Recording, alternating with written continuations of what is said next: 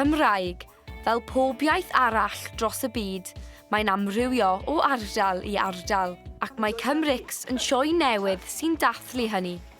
Mam a dad ar y soffa, gyda bag ysgol. Mae'r sioe amdano Cymreicdod a hunaniaeth, a bwriad y sioe fi'n credu yw i annog plant a dysgwyr Cymraeg neu unrhyw un, really, i fod yn fwy hyderus gyda iaith nhw a i beidio cymaru lefel Cymraeg nhw gyda unrhyw un arall. Pick out a man! Pick out a what? Welsh cakes!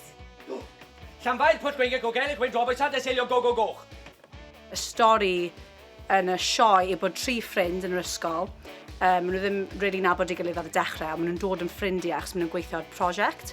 A bwriad y prosiect yw i wneud cyflwyniad a perfformiad amdano Cymreicdod a hunaniaeth.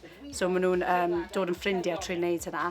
A mae'r 3 cymeriad gyda lefelau Cymraeg gwahanol. Mae un yn Cymraeg rhugl, mae un yn siarad bach yn dwyieithog, a mae'r un all ddim mor hyderus gyda Cymraeg nhw.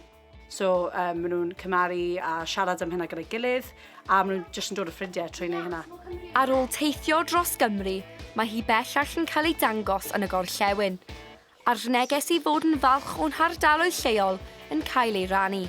Wel, da ni wedi bod yn watch off sioe, a wedyn ar ôl y sioe gathon ni wneud gweithgarau.